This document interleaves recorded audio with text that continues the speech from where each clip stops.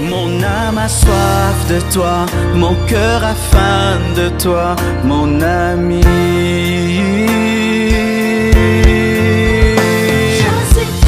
Je suis triste, je meurs de je toi, meurs. mon ami. Amen. Acclamons Jésus-Christ qui est le même hier, aujourd'hui et demain.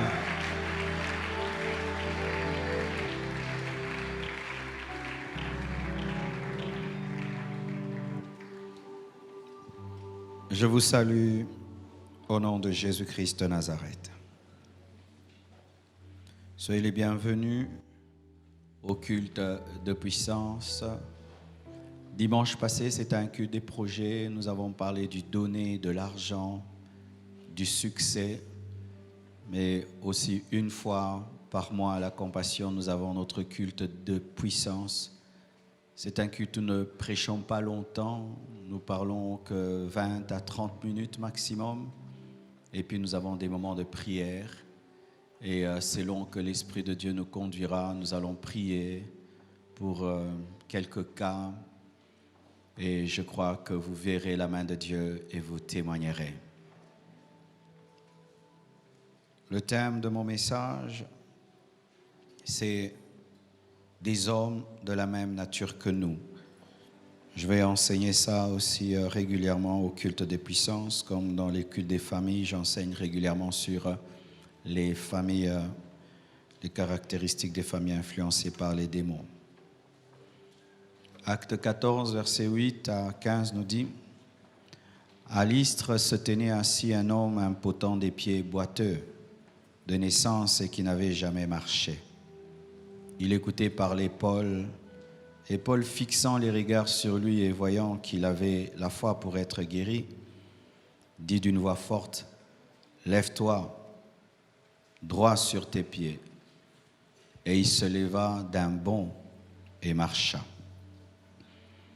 À la vue de ce que Paul avait fait, la foule éleva la voix et dit en langue lycaonienne, « Les dieux sous une forme humaine sont descendus vers nous. » Ils appelaient Barnabas Jupiter et Paul Mercure parce que c'était lui qui portait la parole. Le prêtre de Jupiter, dont le temple était à l'entrée de la ville, amena des taureaux avec des bandelettes vers les portes et voulait de même que la foule offrît un sacrifice. Les apôtres Barnabas et Paul, ayant appris cela, déchirèrent leurs vêtements et se précipitèrent au milieu de la foule. En s'écriant, « Ô hommes, pourquoi agissez-vous de la sorte? Nous aussi nous sommes des hommes de la même nature que vous. Nous aussi nous sommes des hommes de la même nature que vous. Et vous apportant une bonne nouvelle, nous vous exhortons à renoncer à ces choses vaines pour vous tourner vers le Dieu vivant qui a fait le ciel et la terre, la mer et tout ce qui s'y trouve. » Un verset complémentaire, trois versets complémentaires. Jacques 5, versets 16 à 18. « Confessez donc vos péchés les uns aux autres et priez les uns pour les autres, afin que vous soyez guéris. La prière fervente du juste a une grande efficacité. Élie était un homme de la même nature que nous. Il pria avec instance pour qu'il ne plût point, et il ne tomba point de pluie sur la terre pendant 3 ans et 6 mois.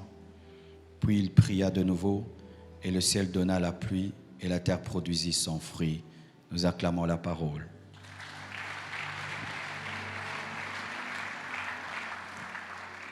Excusez-nous, vous qu'on met dans les couloirs là, je crois la semaine prochaine, on va vous mettre une télévision, même si vous êtes dans les couloirs, vous saurez voir. Amen. Pour l'instant, écoutez seulement et Dieu va vous toucher. OK? Les hommes de la même nature que nous. C'est parmi les secrets que Dieu m'a donnés dans le domaine de la puissance. Et je crois d'ici là, chaque mercredi, je vais vous enseigner sur comment libérer l'onction du Saint-Esprit. Parmi les choses, les révélations qui m'ont aidé à croire que Dieu pouvait m'utiliser aussi. Parce que vous savez, dans le domaine de la puissance, on tombe des fois dans des complexes d'infériorité. Quand tu vois quelqu'un prier, il y a des choses qui arrivent, où tu vas lire des livres, tu suis des documentaires qui parlent du réveil. Des fois, je regarde les vidéos des hommes de Dieu qui ont bouleversé les États-Unis. Des fois, tu te dis, est-ce que Dieu peut le faire? Et il y a cette révélation qui m'a aidé. Les hommes de la même nature que nous. Nous voyons là, Paul et Barnabas vont à Lystre. Ils vont prêcher la parole. Et pendant qu'ils prêchent la parole, quelque chose d'exceptionnel arrive. Il y a un homme qui est boiteux de naissance. Ce n'est pas qu'il marchait, et puis il a connu un accident, et puis il est devenu infirme. Il n'a jamais marché de toute sa vie. Et cet homme était là pendant que Paul prêchait. Et pendant que Paul prêchait, il regarde cet homme, il voit la foi. Car la foi, on peut la voir. Il voit spirituellement que cet homme-là croit qu'il peut marcher. Mais cet homme n'a jamais marché. Cet homme avait une foi extraordinaire. Marcher et devenir paralytique te demande la foi, mais pas autant qu'un homme qui n'a jamais marché de toute sa vie. Et cet homme, lorsqu'il entendait l'évangile, il a cru qu'il pouvait marcher. Il a cru que le Dieu que présentaient Paul et Barnabas était capable de lui créer des pieds. Il a cru que Paul parlait de son Créateur. Il a cru que Paul annonçait le Dieu vivant.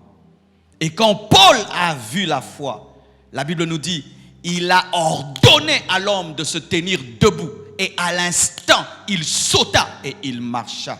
Waouh! Quel miracle, mes frères! Vous savez, lorsqu'un homme est boiteux de naissance, tout le monde le connaît dans la ville. Et en ces temps-là, les villes n'étaient pas aussi peuplées que les nôtres. Donc c'était le boiteux du quartier, c'était le boiteux de l'avenue, c'était le boiteux connu. Et je pense même qu'on l'appelait boiteux parce qu'à force d'avoir une infirmité, on finit par te donner le nom de l'infirmité. Le boiteux, connu de tous, a été guéri. Et voici la réaction des hommes. Lorsqu'ils voient ce grand miracle, ce grand prodige, ils crient, les dieux en forme d'homme sont descendus vers nous. C'est Mercure, c'est Jupiter qui sont descendus parmi nous. Ça, ce n'est pas un homme qui a fait. Ça, c'est Mercure. Ça, c'est Jupiter. Ce n'est pas Paul. Ce n'est pas Barnabas. Ça ne peut pas être eux. C'est Mercure et Jupiter. Paul et Barnabas sont Mercure et Jupiter. Ils déplacent le miracle dans la dimension des hommes et l'amènent dans la dimension des dieux. Une mauvaise chose. Vous savez pourquoi? Parce que si un homme fait quelque chose d'extraordinaire et tu dis tu n'es pas un homme, tu ne vas pas croire que Dieu peut le faire dans ta vie. Mais si tu dis, malgré que Dieu l'a fait, il peut le faire dans ma vie parce que tu es un homme comme moi, tu le feras. C'est pourquoi chaque fois que le diable veut t'empêcher de vivre le miracle, il dit, lui il est extraordinaire et toi tu es ordinaire. Alors qu'aucun homme n'est extraordinaire. Il n'y a qu'un Dieu extraordinaire qui utilise des hommes ordinaires. Et lorsqu'ils veulent adorer Paul et Barnabas se diminuent et révèlent qu'ils ne sont que des hommes de la même nature qu'eux. Homme de la même nature que toi veut dire homme né d'un homme et d'une femme comme toi. Un homme qui était bébé, qui a marché 4 pattes et qui ne savait pas parler. Un homme qui est allé à la maternelle. Un homme comme toi qui transpire. Un homme qui des fois a des problèmes. Un homme de la même nature que toi qui est né d'une femme et qui fait des choses extraordinaires parce qu'il croit en un Dieu extraordinaire. C'est parmi les choses qui m'ont aidé dans le ministère. Parce que des fois, je regardais le ministère des Nigérians.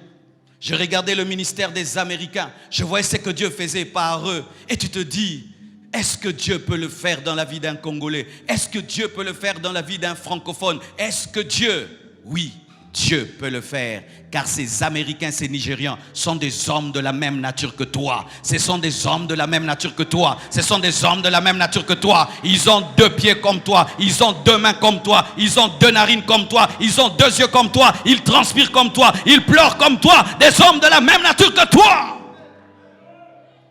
Paul voulait leur dire, si vous croyez au même Jésus que nous avons, vous ferez les choses que nous venons de faire. Ce n'est pas extraordinaire, c'est ordinaire si vous croyez au Dieu extraordinaire. Et pour confirmer cela, car on n'établit pas une doctrine sur un seul verset. Lorsque Jacques raconte l'histoire d'Élie et veut encourager l'Église à faire des prières ferventes, il présente Élie. Il dit, Élie était un homme de la même nature que nous. Mais cet homme de la même nature que nous a prié. Et pendant 3 ans et demi, il n'y a pas eu de pluie. Il a arrêté la pluie. Il a changé le climat. Donne-moi l'amen. Il a changé le climat. Alléluia. Donc l'homme qui a Dieu peut changer l'automne en hiver, l'hiver en été. Alléluia. Est-ce que tu crois cela? Un homme de la même nature que moi a pu arrêter le soleil dans sa course Josué. Il a arrêté le soleil. Il a arrêté la terre parce qu'il voyait le soleil. Mais en soi, dans la science, ce n'est pas le soleil qui tourne autour de la terre, mais c'est la terre qui tourne autour du soleil. Donc il a arrêté la terre sur laquelle il était.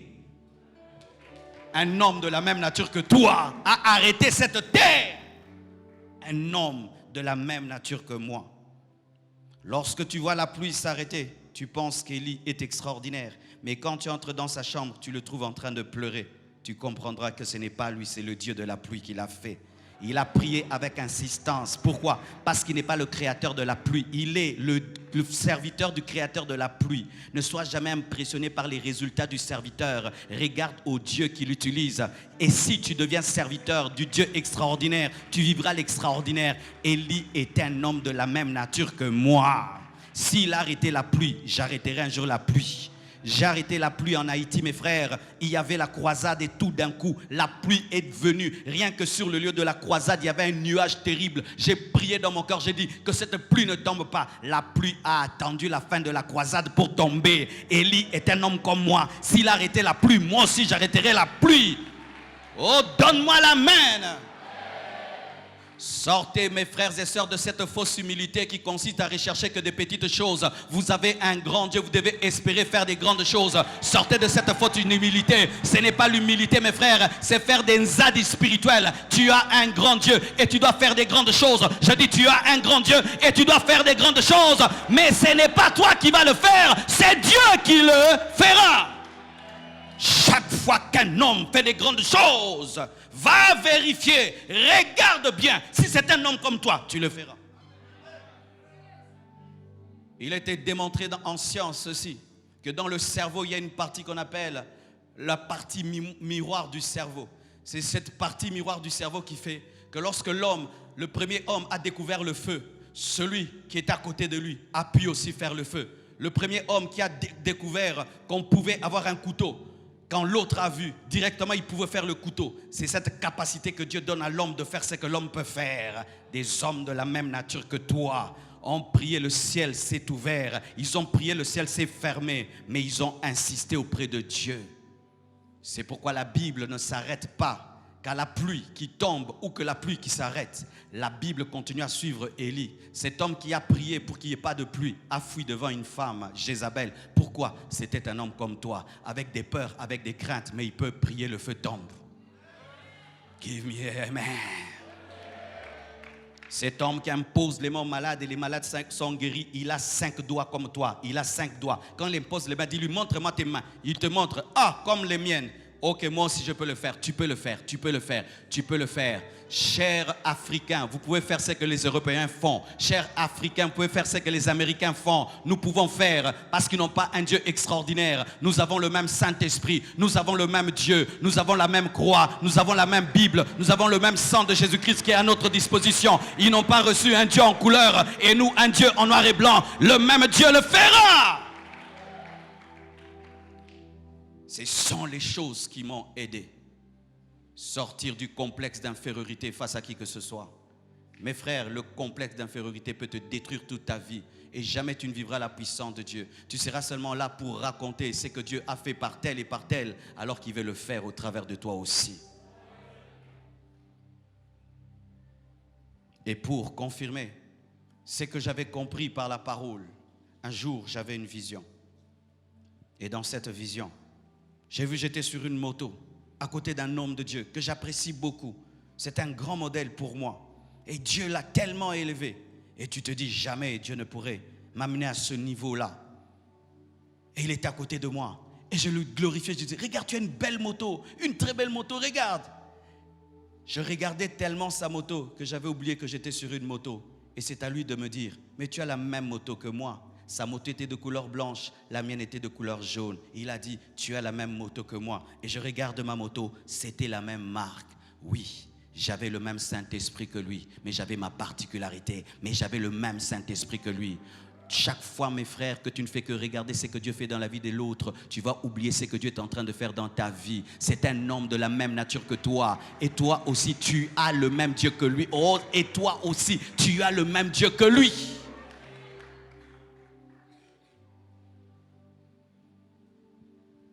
Depuis que je suis enfant, j'ai un tableau de Reinhard Bonnke avec moi. Partout où je voyage, plutôt partout où je déménage, j'ai toujours ce tableau. C'est un calendrier de 2004, je crois, oui.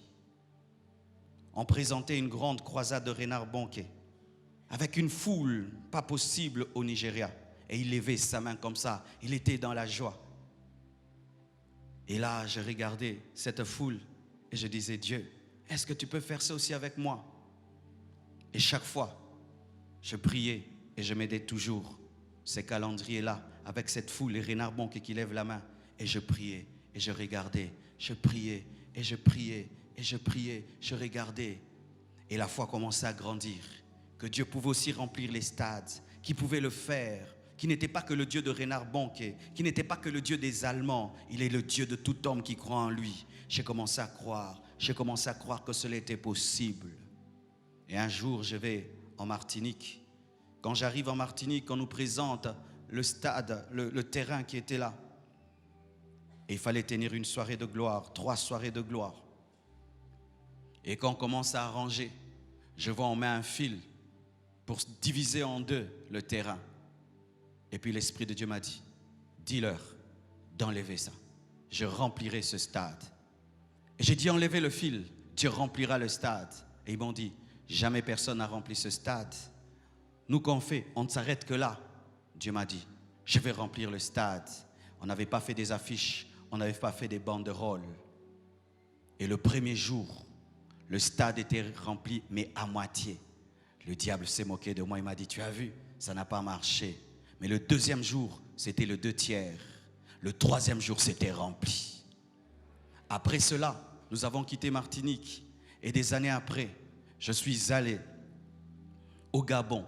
Et quand on arrive au Gabon, le premier jour, le stade était rempli à moitié. Le deuxième jour, c'était le 2/3. Le troisième jour, c'était plein, de sorte que les gens rentraient.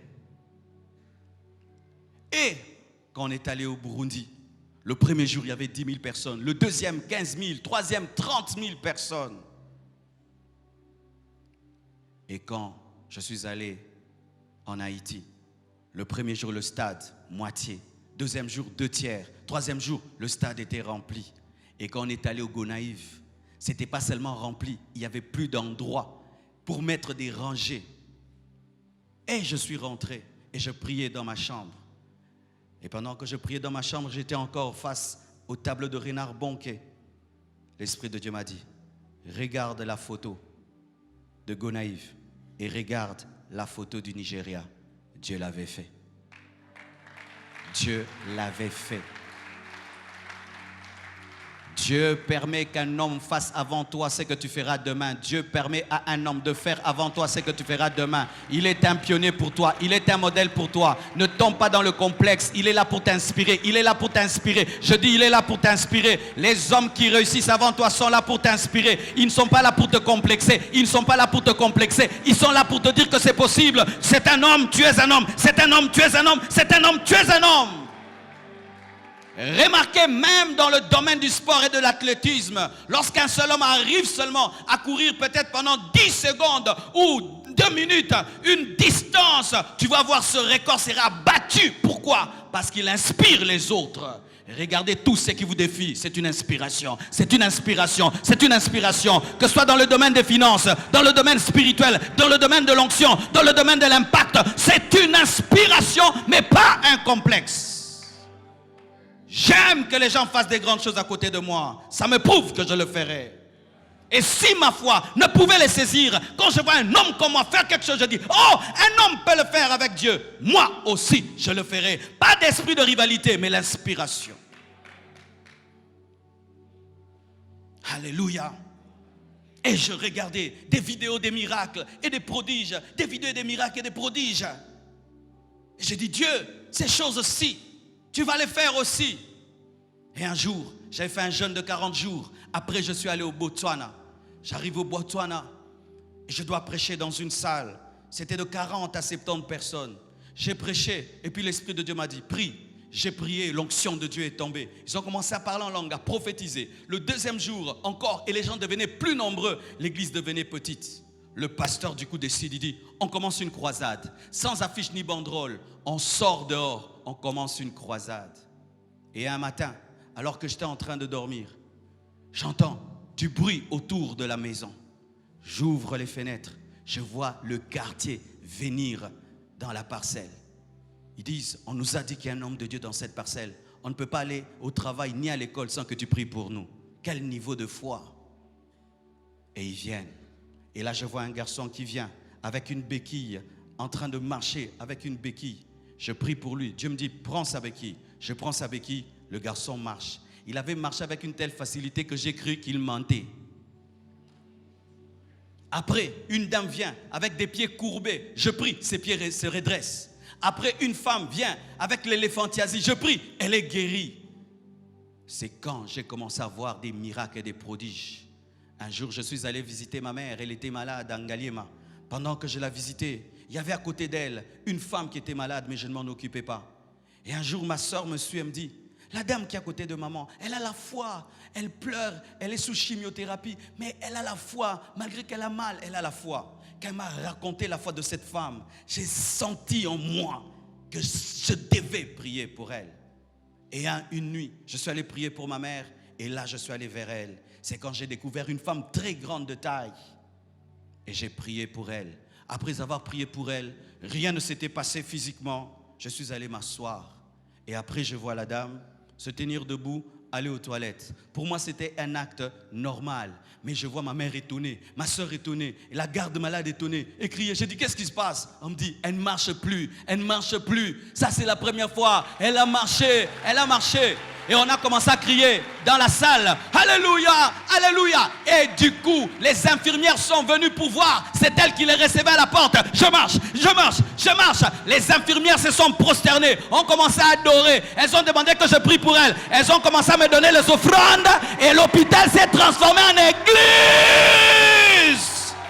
Des hommes de la même nature que nous. Paul était comme toi. Barnabas était comme toi. C'était des hommes de la même nature que toi. Alléluia. Et toujours en Ngaliema, car il faut aller à l'hôpital pour vivre la puissance de Dieu. Si tu ne vas pas à l'hôpital, tu ne connaîtras pas la puissance de Dieu. Et bizarrement, chaque fois que je vais à l'hôpital, si je veux voir le frère tel, je tombe toujours sur des gens qui n'étaient pas dans le programme, mais dans le programme. C'est comme la femme à la perte de sang. Elle n'est pas dans le programme de Jairus, mais elle est dans le programme de Dieu. Elle touche par derrière et elle est guérie. Et je suis allé visiter mon oncle à l'hôpital, à Ngaliema. J'ai prié pour lui. Et quand je sors, les gens qui me connaissaient, pasteur, viens prier pour mon père, pour mon frère, et les frères et sœurs de l'église et d'autres gens qui me voient à la télé. Je commence à prier. c'est quand tu vas respecter la santé, mon frère. Il y a des gens qui ont dû faire des vis dans les jambes. On met leurs jambes comme ça pendant 2 mois. Il faut les miracles. Ne croyez pas cet évangile qui dit un homme de Dieu sérieux ne se donne pas au miracle. C'est un aventurier des pasteurs. Comment toi tu es un Dieu qui n'a pas compassion des gens? Vous pensez que le seul problème de l'homme c'est le péché ou l'argent? Il y a des gens qui sont malades. Ils sont en train de pourrir dans les maisons. Ils pourrissent dans les maisons. On les a même oubliés. Si les maisons qui sont ici vous révélez les gens qui sont là-bas, il y a des gens qui sont dans une chambre, ça fait 3 mois. Tu as un enfant qui ne parle pas. Tu as un enfant qui n'entend pas. Tu sais ça fait quoi d'avoir une mère qui a un enfant qui est sourd? Oh les miracles. Mes frères, j'aime la sainteté. J'aime les miracles. J'aime l'équilibre. Jésus ne prêchait pas seulement. Il guérissait les malades. Il chassait les démons. Il faisait marcher les paralytiques. Ça c'est quel Jésus qu'on va nous présenter qui enseigne seulement? Ce n'est pas la Bible. C'est ta religion. J'aime les églises calmes. Qui te dit que l'église doit toujours être calme? Pour toi? Et j'arrive là, je prie pour les frères. Et puis on m'amène. Mes frères, un mouroir. Les gens sont comme des zombies. Presque pas endormis ou assis ou debout. Et là on n'entre pas. Tu pries au travers du miroir, de la vitre. Et je prie au travers de la vitre. Quand je prie, l'onction touche l'infirmière qui est là. Elle me dit, toi, je sens que toi tu dois entrer. Entre. On me fait porter leur truc des médecins. Et j'entre. Et je prie pour les mourants. J'arrive chez un mourant. Ce mourant-là, quand je veux seulement le toucher, il sort de son sommeil. Il dit, toi tu pries où? J'ai dit, sa femme répond, à l'église des réveils. Il dit, ok. Et j'ai senti que lui, j'allais le revoir. J'ai prié pour lui et je suis parti. Un jour, je vais dans un deuil. Dans le deuil de maman Julie, quand elle avait perdu sa mère. Je suis assis là. Je vois seulement un jeune homme qui vient. Avant qu'il se présente, j'ai dit, toi, j'avais prié pour toi. Elle m'a dit, ah, pasteur, c'est moi. Je t'ai cherché et je savais qu'un jour nous allons nous revoir. Jésus est le même hier, aujourd'hui et demain. Alléluia.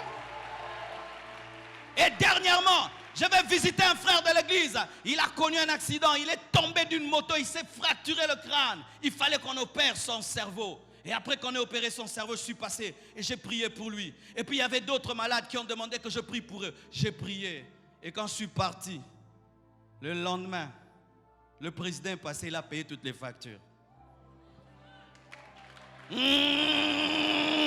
Pour toi c'est le hasard, pour moi c'est un miracle. Pour toi c'est le hasard, pour moi c'est un miracle. Il n'y a pas de hasard dans la vie d'un enfant de Dieu. Pour moi c'est un miracle. Il pouvait passer après 2 semaines, 3 semaines, mais il est passé seulement le matin après moi. Et il a payé la facture de ce frère, guéri et dédommagé. Donne-moi un amen que je te parle. Donne-moi un amen que je te parle.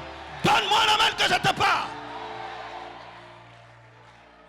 Vous devez croire ces choses, mes frères et sœurs. Dit le miracle de la récréation. C'est-à-dire créer puis créer encore. Jésus a touché et puis il a touché. Quand on est allé, d'ailleurs on était avec papa Roubouye à Burundi. J'ai prié pour les malades et puis j'ai dit qui sont guéris? Une dame est venue avec un enfant et puis elle a dit je crois que mon enfant est guéri de l'anémie. Tu t'imagines quelqu'un qui témoigne de la guérison de l'anémie alors qu'il n'y a pas eu des examens. Les gens disent Amen, Amen. Même moi j'ai dit Amen. Je vais à l'hôpital, je vais à l'hôtel. Un jour après, je reçois les gens. Et puis je vois la dame qui vient avec un frère. Je dis frère, mais toi je te connais. Oui, c'était parmi nos chauffeurs. Il a dit c'est ma femme qui avait témoigné. Il était chauffeur et évangéliste. Il a dit prie pour notre enfant. Nous croyons que Dieu peut changer son sang. Dites la foi. Dites la foi. Parce que s'il donne, il peut redonner. S'il crée, il peut recréer. Et on prie. Et puis je rentre à Kinshasa. Et la famille appelle le frère Sion et dit, l'enfant, on a amené l'enfant à l'hôpital. On a fait les examens, il n'est plus anémique. Dieu a changé SS en AA. Oh, Dieu a changé SS en AA. De sorte qu'à l'hôpital, les gens sont étonnés. Et dernièrement, j'étais au bureau, je vois un monsieur qui entre ici. Je dis, mais toi, je t'ai vu quelque part. Il m'a dit, oui, c'est le père de l'enfant qui était anémique et qui a été guéri. Jusqu'à aujourd'hui, cet enfant n'est plus anémique. Jésus-Christ est le même hier, aujourd'hui et demain. Pourquoi je vous dis ces choses? Pour que vous croyiez que la prière n'échoue jamais. Pour que vous croyiez que Dieu est vivant, il est puissant. Si tu pries avec ton cœur et tu crois, rien ne serait impossible. Rien ne serait impossible. Moïse a élevé seulement un bâton. La mer rouge s'est ouverte. C'est ton Dieu. C'est ton Dieu. Et ton petit problème d'études, ton petit cancer, ton petit sida, ces petits myomes, ces petits fibromes, ces petits kystes, ces petits problèmes de loyer, ces petits problèmes de garantie, ces petits problèmes de visa, ces petits problèmes de mariage, ces petits problèmes de voiture, ces petits problèmes de billets, ces petits problèmes de dette, ces petits problèmes. Le Seigneur m'a dit de dire à certains hommes, arrêtez de pleurer. Il y a un temps pour pleurer, un temps pour sécher les larmes, car les larmes empêchent à l'homme de voir la puissance de Dieu. Lorsqu'il y a tout le temps des larmes dans tes yeux, tu ne sauras pas voir la puissance de Dieu. Essuie tes larmes et vois qu'il est le roi, qu'il est le Seigneur, qu'il est le Dieu tout-puissant. Vois. Des hommes de la même nature que nous ont invoqué Dieu. Abraham, Isaac, Jacob, David. Et ils ont expérimenté le Dieu de la Bible. Ce n'est pas que Dieu les aime plus que nous. Ils ont cru en Dieu plus que nous. Mais si nous croyons en lui comme ils ont cru en lui, nous vivrons les mêmes résultats. Et d'ailleurs, en ce temps de la fin, nous vivrons des plus grands résultats. Car à la fin des temps, la puissance de Dieu se manifeste davantage.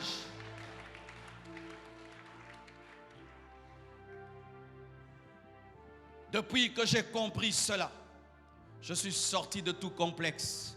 Et je crois que Dieu n'est pas blanc, il n'est pas noir. Il n'est pas belge, il n'est pas congolais, il n'est pas nigérien, il n'est pas juif, il n'est pas américain. Il est le Dieu de ceux qui croient en lui, le Dieu de la Bible. Que Dieu vous bénisse abondamment. Nous nous tenons debout et nous vibrons en esprit et nous prions en esprit. Prions au nom de Jésus-Christ de Nazareth. Prie le Seigneur. Alléluia, prie, prie, prie, prie, prie, prie, prie, prie. Prie